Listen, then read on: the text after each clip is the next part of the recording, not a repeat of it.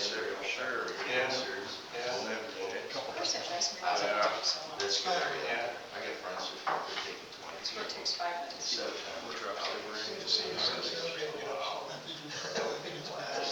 Yep, you take your time. yeah. Yep.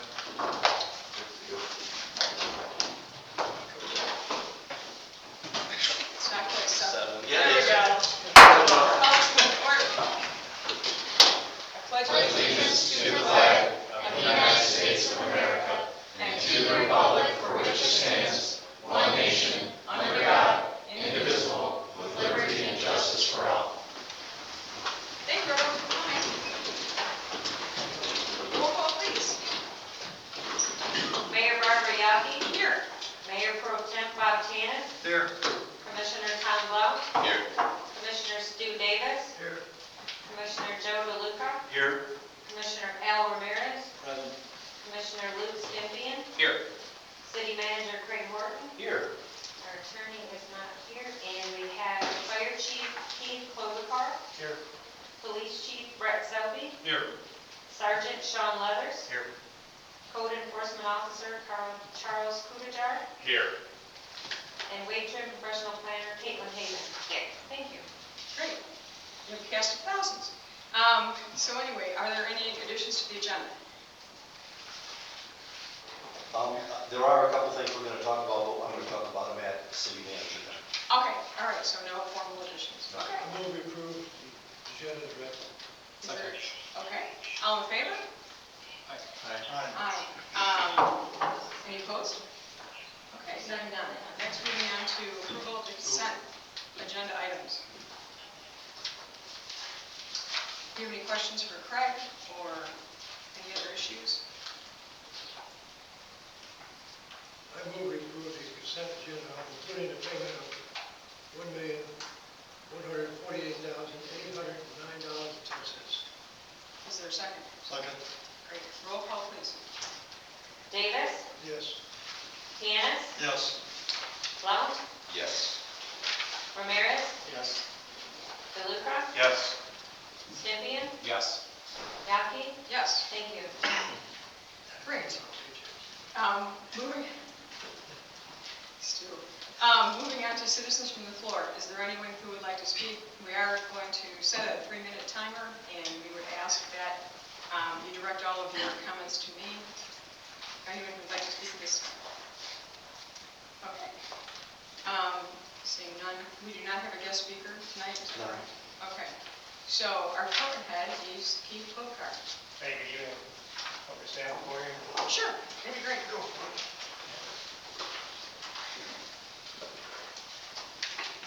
Yeah, I left you guys on your table a cheat sheet, or whatever, my notes basically, so that's what we'll cover, so you can follow along if you want. You may have something along the way in this one. Couple things. Right now, I'm at 18 members, fully trained. I had 2 guys graduate from Fire Academy this spring. They both successfully passed the class. They're still on probation, because we usually keep them on probation for a minimum of 6 months. So they got done in May, so we're still working that. When done with that, we'll go ahead and take them off probation, and they'll be good to go for pretty much everything. I've got one new additional trained firefighter that's going through the hiring process right now. He was trained at OCC. He's actually going through his medical stuff right now. He's on leave right now for his military duty, but he will be back and he'll finish that up and go from there. So looking forward to bringing him on board as well, so that'll be 19. One of my members completed Fire Instructor 1, which you need to be able to move on to any of your officer certs. He's currently in the process of getting his officer certification going as well, and that's Ben Horton. He's trying to notch it up a little bit, so now we'll have somebody else that's actually officer trained. I'm trying to get a few more people in the same boat, so we have a pool of people to pull from going forward. I got one member that completed his ICS 3 and 400, which you need to have if you're going to do anything with FEMA. I've got the certifications, I just need more people to have it. So we got a big incentive. There's a ton of paperwork that has to be filled out in order for you to qualify for getting funding from FEMA. So more people we have with that knowledge, the better off we are. And then I've also got one additional CPR instructor now as well. That's Trevor Romola. And so he and I are CPR instructors. We are a training center right now. We're in the process of trying to figure out when we start offering classes. Trying to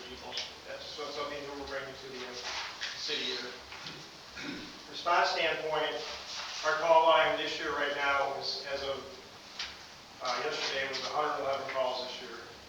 So we're about halfway through the year. That's going to put us on path for about 200 calls at the rate we're going, which is up about 30 to 40 calls from last year. I will say one thing. I do have a great response for day and night. I'm getting 8 to 10 firefighters showing up in just about every call, which is probably one of the best in the county, excluding Lapeer. We're on par with them. It's probably one of the best in the county for it. Consider I've got pretty much a paper call about in the department. That's great.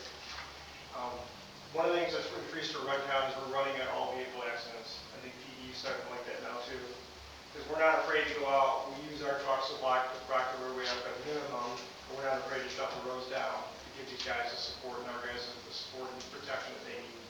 So I know now that even the county's getting used to us and the state as well, because we will deal with them on 69 and whatnot, 21. We did negotiate a new contract with the township. So basically the 30% of our budget is the 30% of our calls. So that's in the process. We're working through that.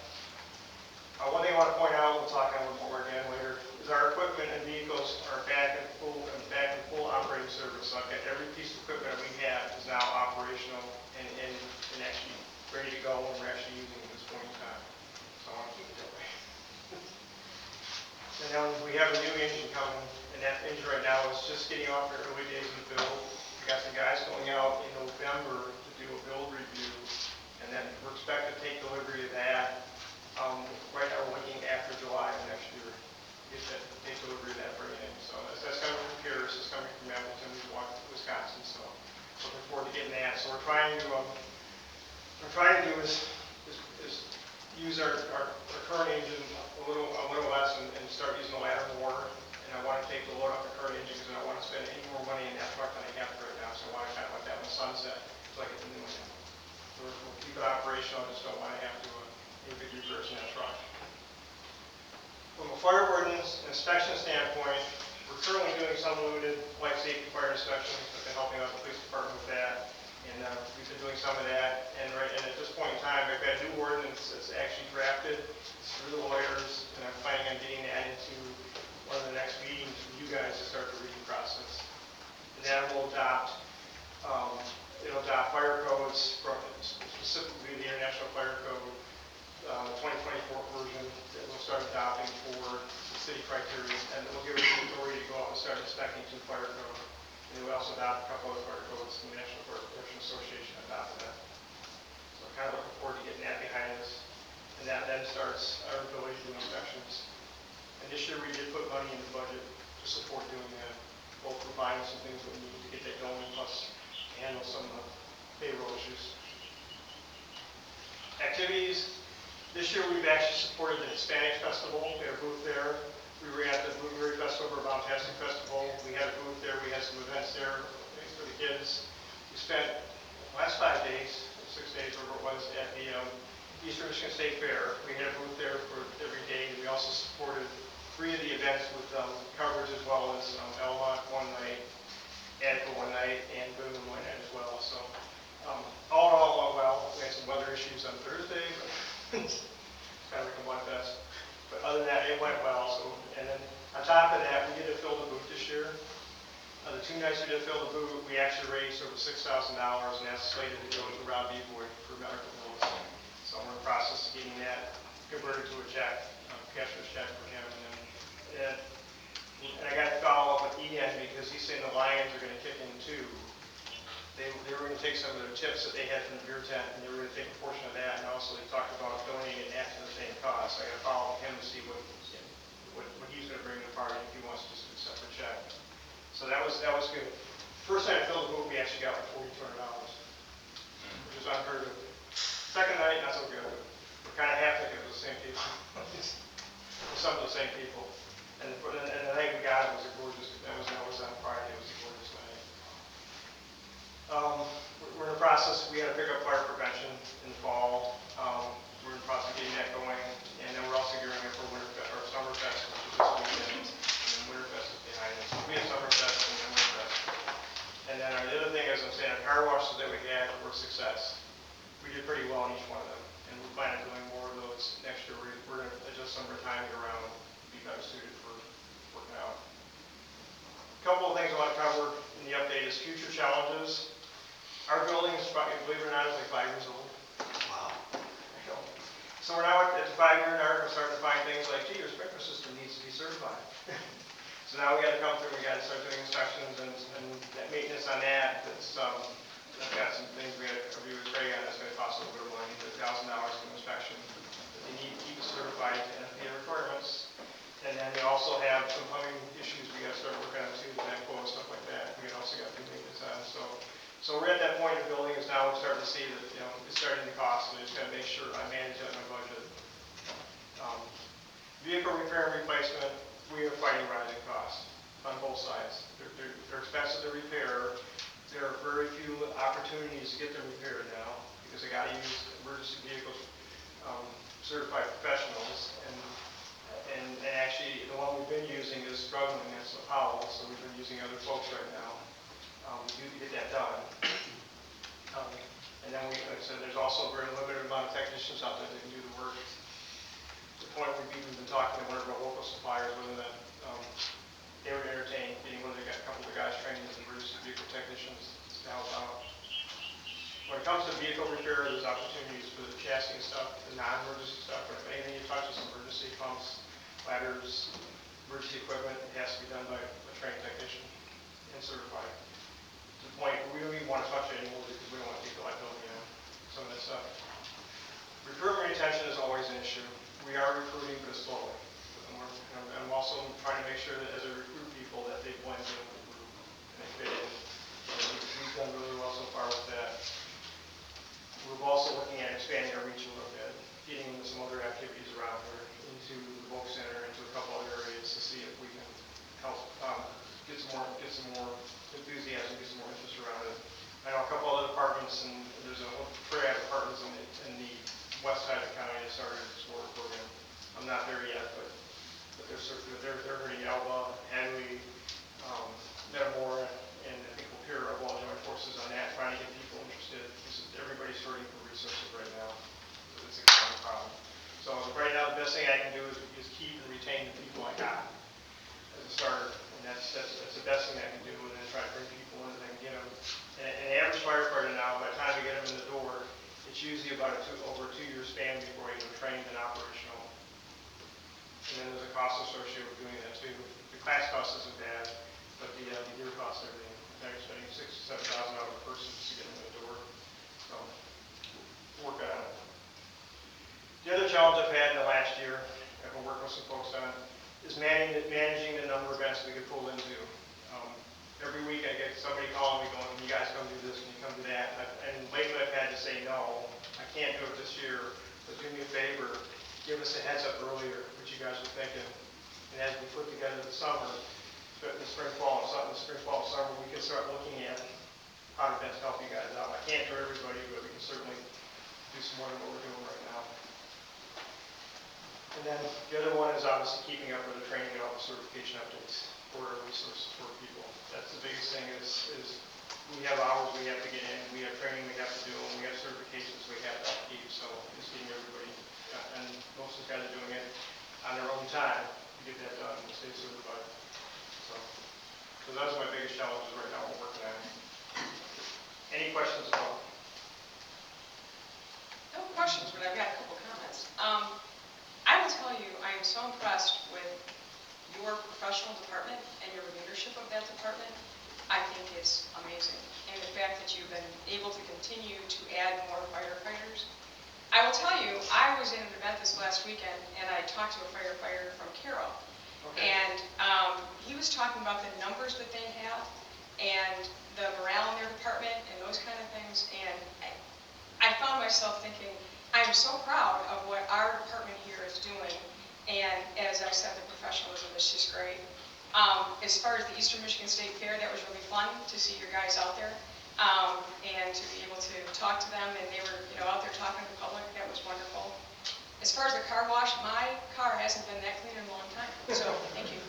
We make sure the Michigan State Thank Thank you for being very careful with Michigan State. Yes, thank you. So anyway, just hats off, great job. No, these guys are, this is a good group of guys, to be honest with you. They are a good group of guys, and I've got no complaints. And I've been in an apartment that's went bad, or else went down. I do not want to go to this apartment.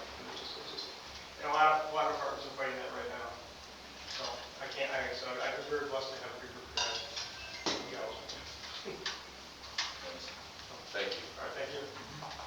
Maybe on your car washer, they should have a challenge, Michigan against Michigan State, see who can get more people in there for a car wash. We Good. brought them And if both. I was volunteering, I'd have tore that sticker right off. Oh, no, No, we brought them both. Okay, so next we go to unfinished business, DPW building. Bob, you're up. For what?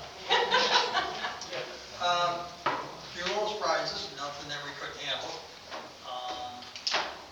We know that the bottom boards have fixed around the building. We did that. This morning we ripped out the asphalt on the west side because it was 8 inches higher than the cement inside the building. That's not good. That's not good, so we ripped it out.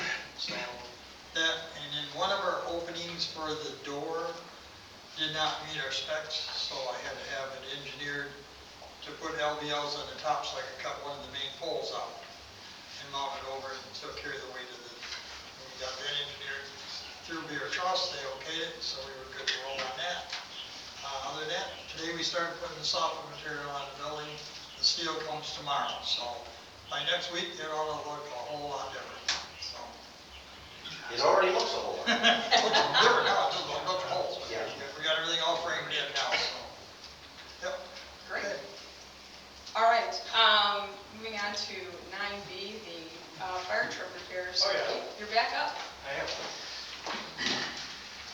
Yeah, I'll kind of walk through this, and I go to the packet on your desk, or in your seats, so I'll kind of walk through this, the chronological things. A couple things. I spent a lot of time with our talking back and forth on this truck. Basically, we took it down there in October. We came back with a quote of, it was actually, what was it, 41,727. That was the original quote, and there's some comments at the bottom that they it was up to them finding more things. It got approved in here for $50,000. That was a contingent we put on top, and that's what we were trying to manage it to. And we were doing okay until I brought in, basically I had the truck. I said, well, you guys have got the truck. Instead of us getting it back here, why don't you guys go ahead and have the guys that do non-destructive testing, which is a 5-year, every 5 years you have to do it. And we were out of date. So we did that, and we were out of date on that truck. So they came in, they did the non-destructive testing. They found additional issues, which is not new. And then when they found those additional issues and R&R got back into it, that's where another $6,000 of odds and ends came up, as well as $2,500 for tests that we didn't have in the original quote. Because they just quoted repairing without. So that's where that $59,368 came from. So I did, a couple things I did have in there is, I do have the certification for non-destructive testing. So we were back, that matter is back, and certified and good use in this consider safe. So it takes a lot of liability of us, having that in their back pocket.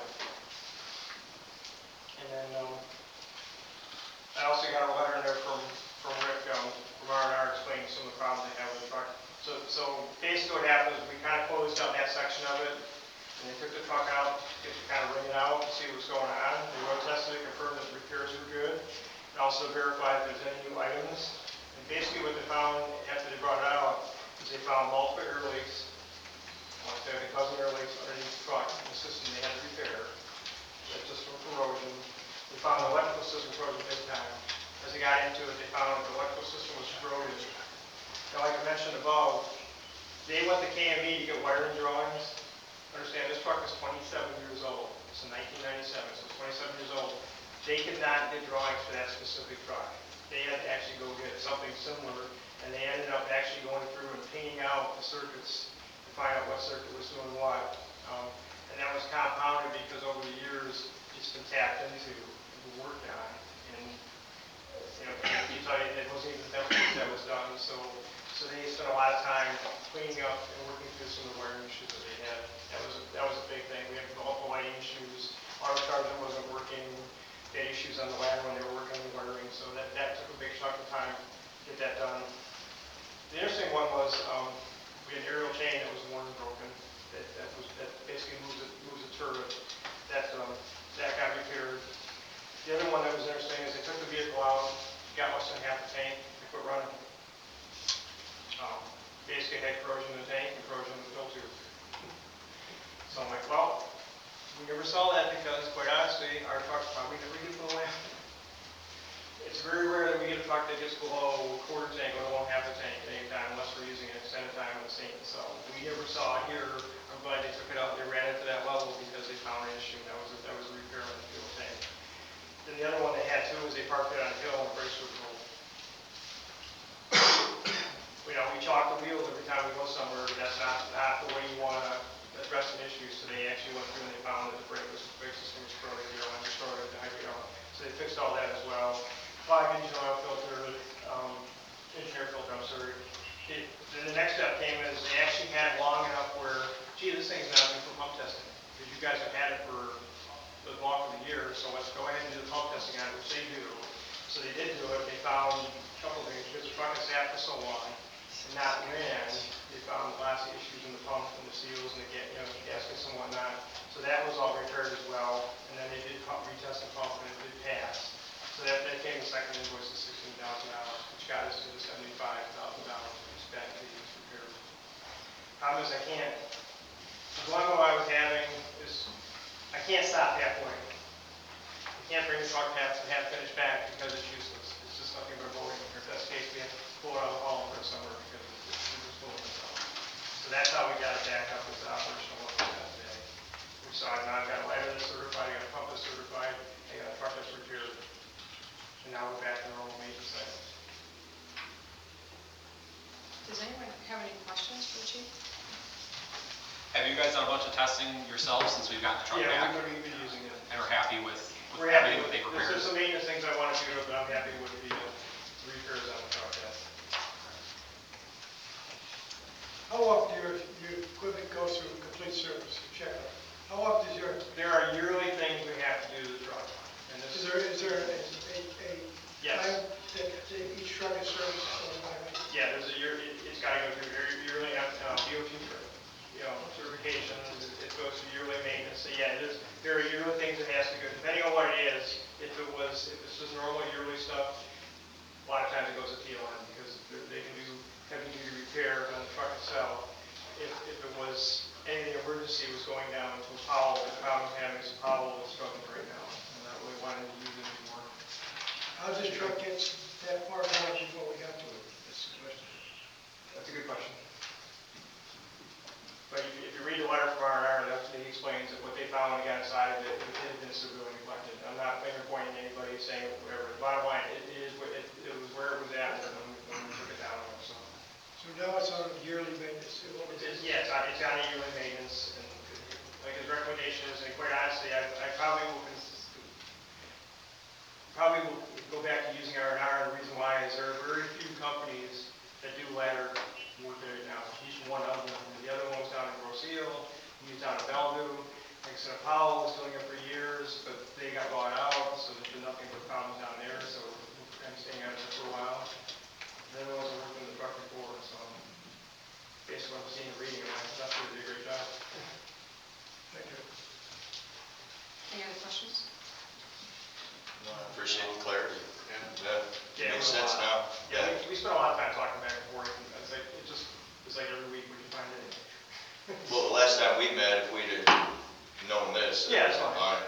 Yeah. And I I'm glad you apologize. found it all.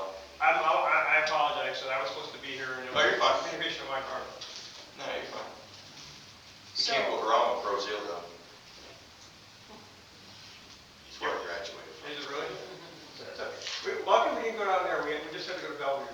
Yeah, Bellevue's a good place. But that's a heck of a That's ride, good that's a stuff. heck of a ride in that truck. It is. I'll bet it is. Thank you. So, Appreciate it. So is there a motion to approve the repair bill? So moved. And I'll support it. Well, I think we need it more direct, what we're supporting and what we're actually $35,000. passing. I moved that we pay the full repair bill as submitted. I'll second that. Okay. Roll call, please. And how much is it? Do we know? Yeah. 75?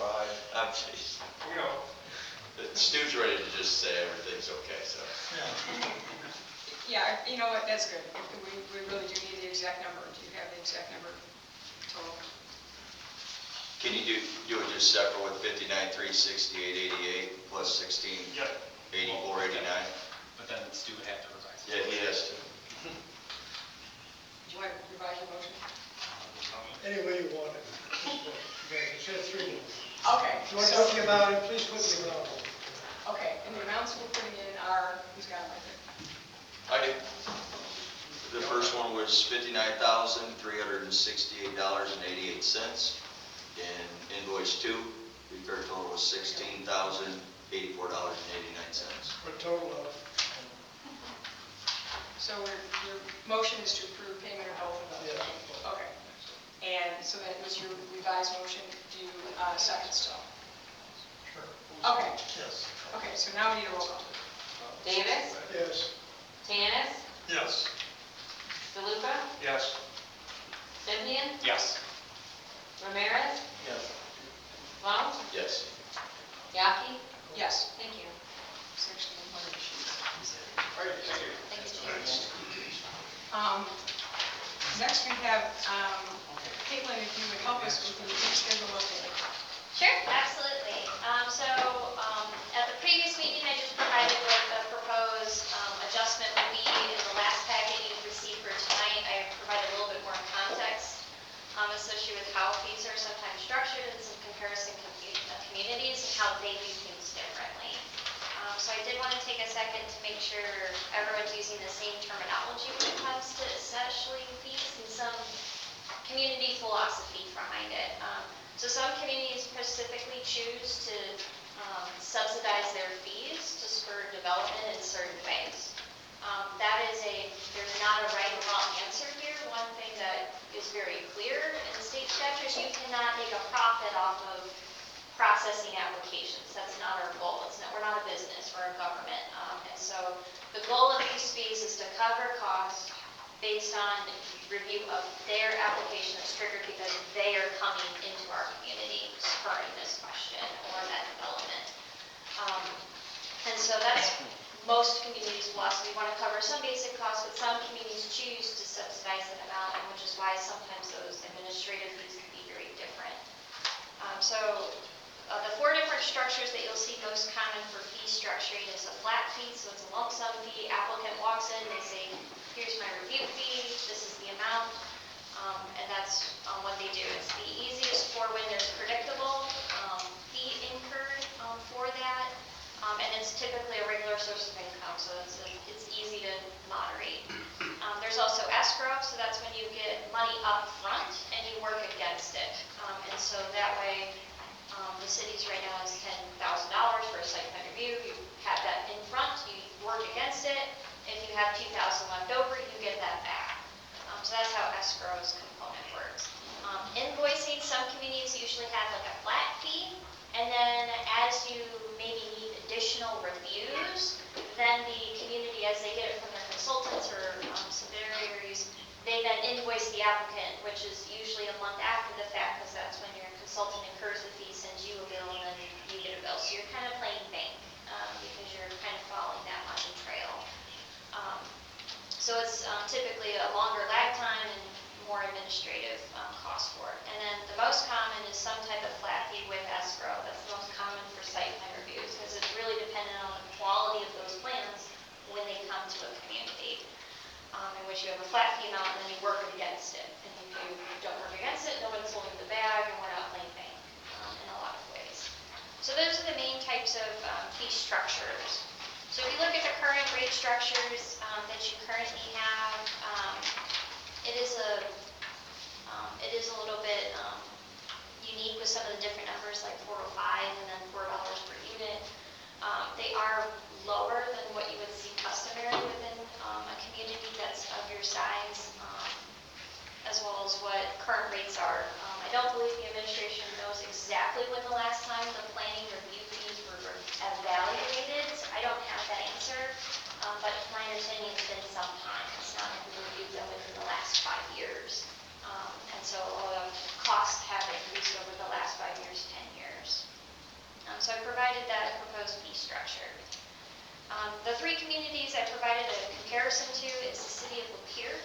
So the city of Lapeer is a much larger community. They have more reviews that go through, but they utilize primarily a flat fee structure and then some escrow. They purposely choose as a community. I was involved in some of those discussions when they updated their fee schedule a couple years ago. They choose to subsidize their fees. Part of the reason is because they pay for an in-office staff person that does their plan reviews, that's their consultant. So that's where they take from their general fund to pay for that service and are willing to subsidize some of that. So that's why some of their numbers are a little bit different than what you'll see some other communities sometimes do. The Village of Elmont, they do utilize primarily a fat fee and then escrow a lot of theirs. Now, they are south of you, they're a little bit smaller, and they have typically fewer applications than you do regularly. I am also their planning consultant, so this is part of them being accustomed to what a typical fee structure is. So the flat fee pays for their administrative costs. If there's a public notice associated with it, that incurs a public hearing that's posted in the paper, mailing with everyone within 300 feet, which is quite a few postals, with communities with smaller lot sizes, and then some level of organization with the community, and then planning commission meetings as well. So not all communities charge applicants in addition for having a PC meeting or a ZBA meeting. And so that's one of the things that those three examples, you don't pay an extra fee. Some communities do charge even a 10 meeting, but either way. But they escrow a lot of their different fee structures, but they don't have to track several of those. So that's probably why they utilize that. So to increase that amount, that's primarily why they do that structure. So the flat fee pays for their administrative fee, and the escrow pays for the consultants. And then it's high enough, they don't have to invoice later. Applicants typically get their money back to some extent.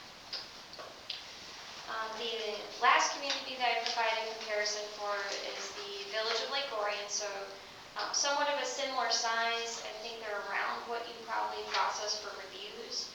They utilize a different consultant, and they do a combination. They have a flat fee amount. They have some level of escrow. For some of their different development fees, they don't cover any they invoice their administrative costs, whatever that may be, and then have an escrow on top of that, where that pays for the consultant fees primarily. So one of the things that is different between your last consultant and then Wade Trim coming on board is that we just reviewed differently. So one of the things that the previous firm did is they did time and materials. I was asked in the most recent submittal to do it a lump sum amount. So there's fixed amounts for when Wade Trim does a variance review, when we do a site plan review, and then it's half cost per additional second review if we have to do that. We can change it to a time and materials basis. That is no problem, but that's currently what the fee structure was adjusting to, is part of it being a lump C situation rather than a time and material basis. And so the conclusion is looking at those different specific fees, specifically for those that restructured it to simplify your site plan review process to be residential versus non-residential, because if it's a dentist office or if it's a nonprofit, you have to go through the same exact process for reviewing everything. So it really is the same amount of time. We also applied some of the variance components. We did give a discount for residents that specifically are asking for those variances as opposed to the other non-residents reviewing that. We provided a pre-application meeting that could be utilized, and then it had a preliminary meetings that could potentially be utilized as well. The other big switch is we're proposing to change the escrow amount from $10,000 to $5,000. We have changed our review process internally, so we anticipate this will not creep up to that number for applicants and have a better result in faster review processes. So with that, I'll turn it over if you have any questions. I have something that you and I have talked about, that now that I'm sitting on the planning commission, it has been a truly eye-opening experience as to how many times we seem to go over the same issues. And, you know, all these folks up here are volunteers. All these folks in the planning commission are volunteers. And so you're asking the same people coming back over and over, and we tell them, this is what you need to do, and then you get about half of that done. And then you've got the same board meeting again, and so you have a different process that you proposed. And so if you can explain that, and the fees associated with that. Sure, so the administrative process that we're changing is primarily intake. And so we've moved the intake to be about a month in advance. Part of the reason is we're doing an initial administrative review. So your engineer and planner, we will review it, provide an initial punch list of these are all the things that are missing or compliance issue, goes to the applicant. They have about 1 week to turn that information around to us, and we say, did they do a good job in providing us what those answers are? So they should know ahead of time before you walk into the planning commission meeting, I'm going to go for variance for these options. I'm going to simply add the information that's missing, or I'm going to ask for the planning commission's discretion on this, and I'm going to provide a rationale. One of the things I will be doing is gatekeeping. And so if it is, oh, I did 2 of the 10 things that are outstanding and we need that info, they're not going to waste anyone's time. They're not going to be put on the agenda. You can resubmit again to have sufficient plans. And so that's our current process. So the second set of plans should be the ones that are going to the planning commission. We've already changed our documentation so it clarifies that process at the front end. So applicants should not be surprised with this process. We try to outline that. We updated some of the components on the website so that way you can show them on the table this is what's going to be happening. They know walking in we're going to have a 1-week turnaround to address things, which should make it so then you only have to go to 1 planning commission meeting, which is 1 month, as opposed to going to 2, 3, 4 planning commission meetings.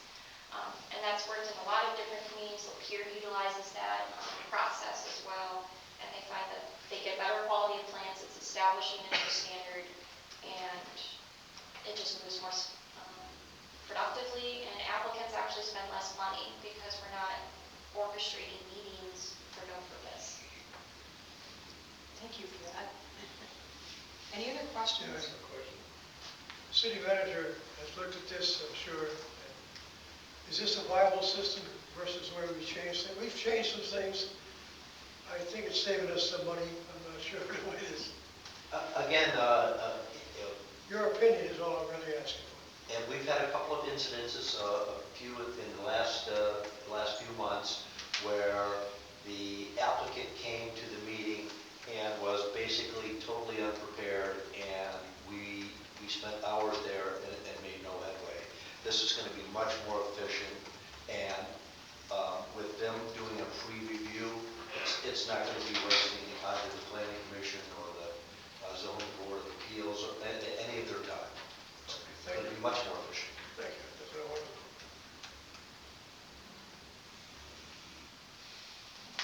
Any other questions? Is there a motion in regard to adopting the meeting fee schedule?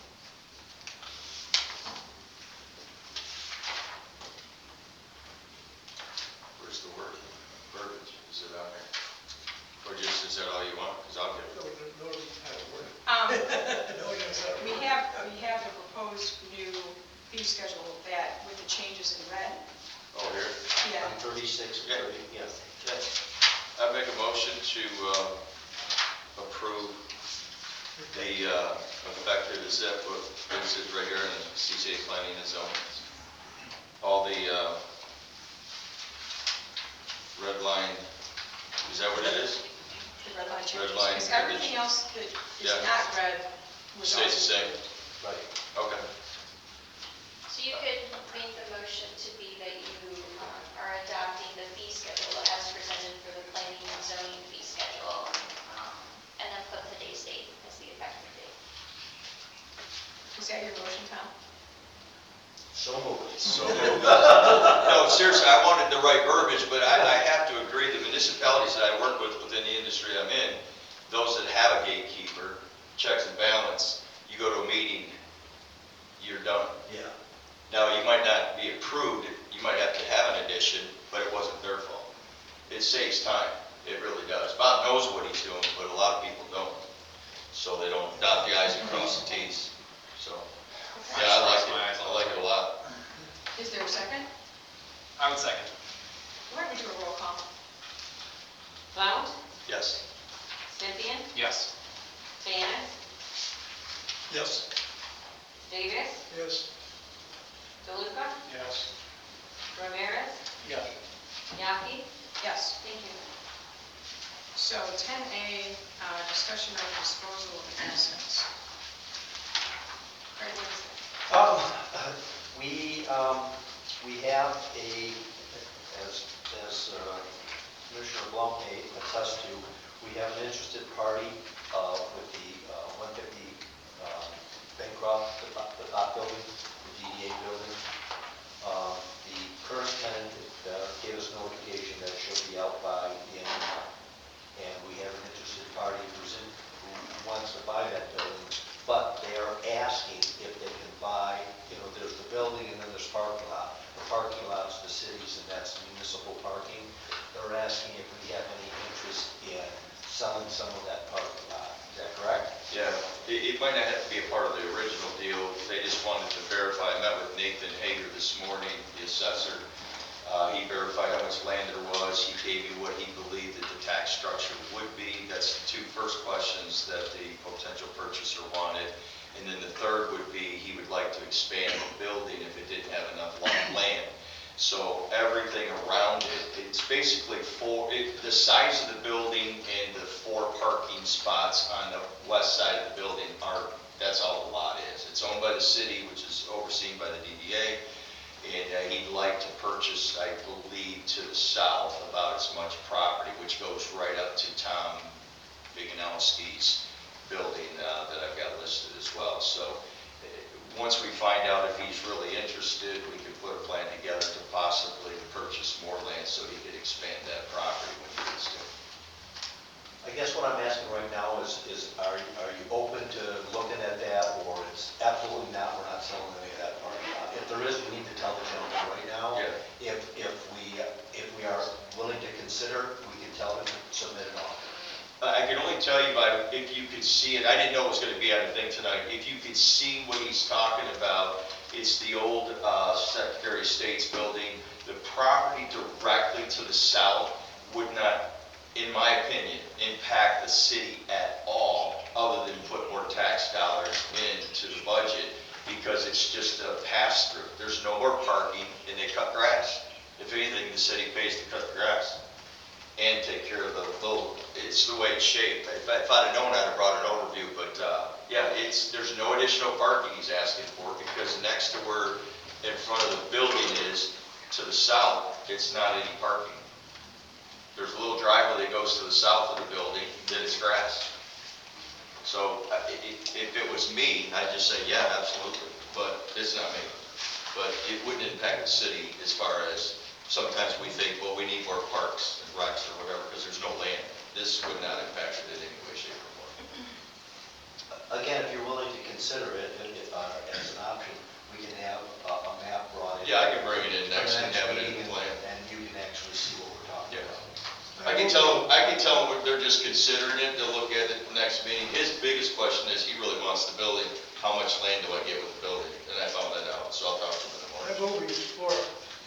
Craig, is that building owned by the city? Yes, It's our building. Yes. it's a DDA. It's a DDA It's building. a The building itself is a DDA. DDA's building. Or the incubator. Yes, exactly. See, what the DDA wants to do is if they sell that, they want to purchase another property downtown Italy City, improve it, do the same thing. Sell that building once they get it occupied, take that money and put it into another property, which is a great idea. Because we have a lot of vacancies that just aren't improved. And so, yeah, it's owned by the DDA and overseen by the DDA. It's not on the tax roll. Well, I think that it would be great if the DDA sold it, but I think that it would be great too if they would consider using the funds for completing our DPW building. Well, okay, I'm on the DDA, so I can respond to that. The DDA and the city have each voted at this point to contribute $100,000 each towards the DPW building. Yeah, they're already doing it. And That's so, for the completion. and so, well, that is what they both, we were trying to get a grant, and we were not able to get a grant that we thought we were probably going to get. So what happened is that in order to move forward with the DPW building, as both the city and the DDA each basically said, we will spend up to $100,000. It could cost more than that. We may have to figure out what we're going to do. We may have to figure out if we're not going to do everything right now on the interior. So there's a lot of questions out there, but the funds have already been basically set aside. So just to let you know. Well, my concern is that things aren't going to get cheaper. I think that we need to complete that project. Even if we have to go, take a vote and go to the general fund and complete the project. But I don't think that we should be holding back on some of the things that need to be done. Okay, let me just say one thing. So the building is owned by the DDA, so the DDA is the one who would decide if they're going to sell it or not. But I think for tonight, all the question is That's all. you're looking to see whether people in general would like to bring it back and have some photos and things so we could actually see what we're talking about. Well, that was just a suggestion. That was my suggestion. It's got nothing to do Yeah, that's good. with this I commission. get it. Yeah, I'll let the potential purchaser know exactly what y'all said, that they're gonna consider it. We could bring it back next week, show you pictures. I think all that Craig was saying was, would you consider it? So I think we need to have that data in front of us in the pictures. Great. But it's only my opinion. I think you'll see next week or in 2 weeks that it would be an enhancement if they go that route. I just hope they buy the building. It'd Okay. be nice. All right, so I think that there's the answer. So moving on to Chief Selby with the circuit court request. Thank you, Madam Mayor, and good evening. If I may, I'd just like to take a moment to recognize an officer for some actions done on duty, if I may. It's Officer Robert Velasco. And this is a great story. On Sunday, June 15, 2025, which was Father's Day at approximately 13:10 hours in the morning, at the 400 block of West 1st Street in Lake City, 55-year-old Imlay City man was reportedly having a cardiac arrest, unconscious and not breathing in his home. Within minutes, Officer Robert Velasco arrived at the home as the first responder and quickly deployed the AED, automatic external defibrillator, on the resident. Officer Velasco prepared the patient with the AED, set up and delivered one shock as requested by the AED. The shock immediately restored a heartbeat rhythm to the patient, and Officer Velasco stabilized the man until Pierre County EMS arrived. Upon EMS arrival, paramedic crews then prepared one additional AED shock, rendered further aid, and prepped the man for transportation to McLaren Pierre Hospital. The 55-year-old Imlay City man is alive today to enjoy life with his family because of the quick response of Officer Velasco, training and professionalism that Officer Velasco exhibited on June 15th. The family, residents, and city and police department are grateful and proud of the quick action of Officer Robert Velasco. I'd like to present Officer Velasco this commendation from the police department.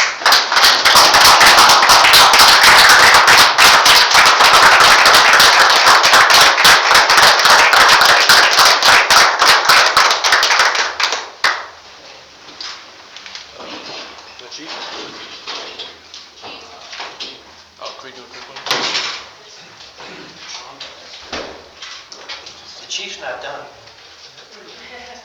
Oh, it's more.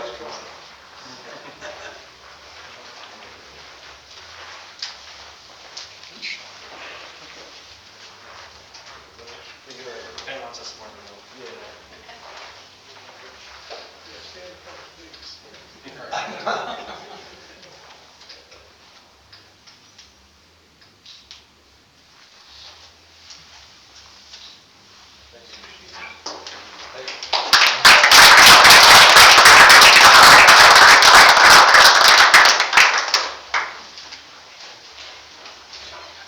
And Chief, it just occurred to me, we could save money in the police department, instead of putting police on the back, put cop, it's only $3. Right. Save a little bit on ink, right? So, Madam Mayor, my second issue tonight is the request for circuit court. Myself and Code Enforcement Officer Cuttajar have been dealing with an issue, as you're aware of in your packet there, for the past 2 years in the building of the downtown. I'm sure you're familiar with the address, and the owner of that business by the listing in your packet there, and the timeline of events that now brought us to this situation here. What we have is a situation where we were dealing with issues of fire code and blight in the district court level, and at the request of the judge at the district court level, and upon the suggestion of counsel for the city, Siebert and Miloski, I have been asked to come to you tonight to ask to make a motion to enter into a circuit court action against said building owner for a verified complaint of injunctive relief against the building owner for state, local fire codes and blight violations. All right. Does anyone have questions? Any discussion? Looking for a motion, but I mean, if people have questions, they can certainly ask questions, but other than that, I will be looking for a motion. Chief, why would you need a motion for that? If it's in violation, it's in violation. That's correct, but it is the city, in effect, holding a building owner that has real property in a form of contempt. And they could lose the rights to have that property still kept inside the business. And so we might be depriving somebody of their business assets inside as a result of the betterment of the downtown because there are fire code violations. And we can't do that unless we get an injunctive order. So we are asking for an injunctive order. I'm not an attorney, but I think I just kind of sounded like one based on You did. what Nice job. based on what we've been advised to do through our counsel, Siebert and Miloski. This is next level. Now, it may not have to go to the level of actually going through the circuit court process, but we have to get it in the hopper right now to be able to have leverage to take it to that next level. Because the fire chief has also been with myself and Code Enforcement Officer Cutajar through this whole process. And in June of 2016, there was a bad fire in the downtown. And myself and the fire chief do not want that to happen again. So it's been going on since May 13th, 2024 with the first violation? Yes, Notice. and I'm sure that people can attest that it's been going on longer than that as well. That's just the first notice? Right, that's just the first notice. And again, I will say it till I'm blue in the face, we want to look for compliance. They're just not compliant? They're not. We'll make a personal effort to go and talk to them face to face.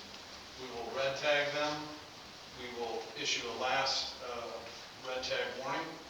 And at that point, now it starts the violation process. And technically, that violation process should be a 10-day period. And we more than offered fairness in the 2 years that we've given this building owner to take care of this problem, which could be everybody else's problem.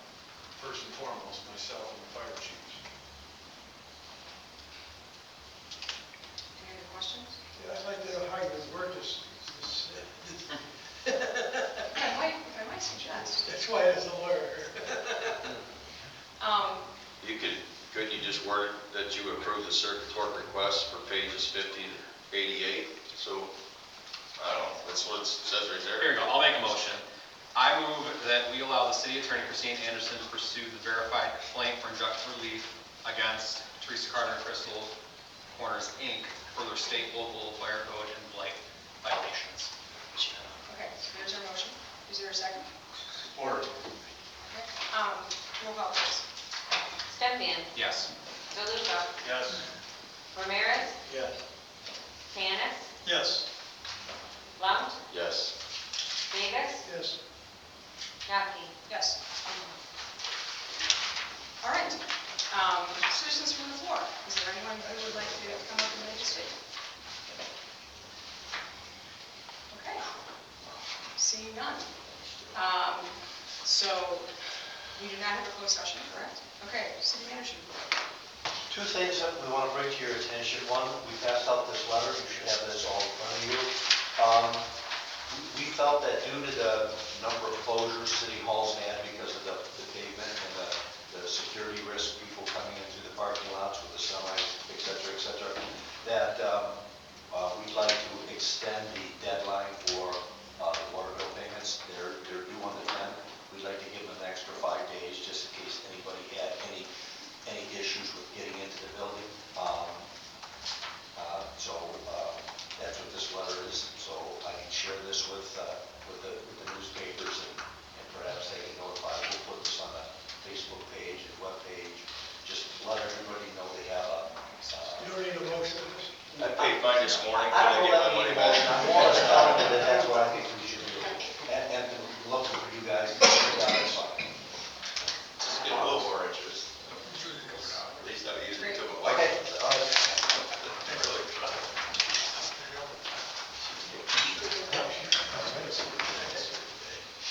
And the other thing is, as you see, we're in the first phase, the exterior phase of this building, in the repair and maintenance of this building. And you know, we've discussed the phases for the interior section. And a number of people have approached us prior to us indulging in the second phase, the interior side of that. Discussion has come up with both the county and the city to basically work something out with the senior center to swap buildings, where we move the senior center over here. They have their own building, their own parking lot, all their own issues over here.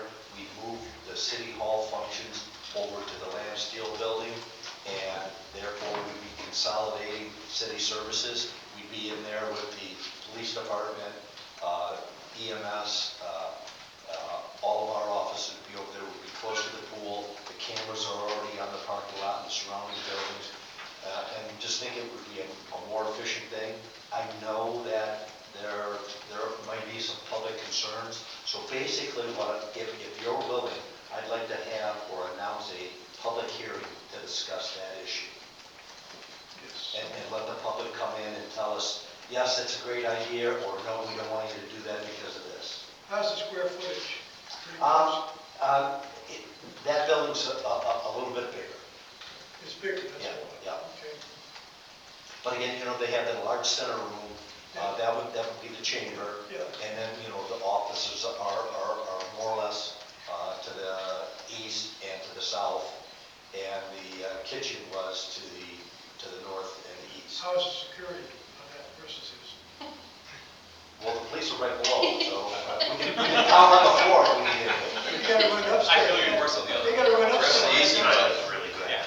That's the easy part of the security, well, the other way around.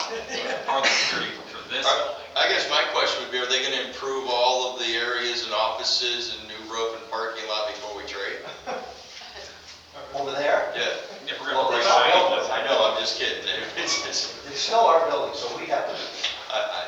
Yes. Well, meaning we're just getting done with this one, then. Well, again, they just got a new HVC Right. over there, so. I think we should look into it. I think it's a great idea to have all the city municipalities within one. I like the idea. I like the idea. It's at least worth it somehow. So we'll draft up a public announcement to have people come in and before we take it any further. I'll have additional communications with the county to make sure that there's no objections. I actually had discussion with the prior public health director, Kathy Haskins, and she was all for it. She thought it would be great, be a lot easier for them to maintain this building and services, because they have a lot of unused office space over there. Again, I think we have to do some work on that building to make it work for the utility biller and the counter work. We're gonna redo this one anyhow. so- Right, exactly. So if that's all right, we'll put together a public hearing and bring that to you guys to approve, and we'll go from there. That sounds real. Those are the issues I have. Okay. All right, so Commissioner Tyler. Al? Luke? I want to thank all of our department heads for everybody all coming out, all of our wonderful officers here who are just doing wonderful, great work in this community. You guys are really making quite a difference out here, and just, you know, we hear all the music going out here. I love that our city's coming back. We're seeing some really great changes, some really great things happening, so, you know,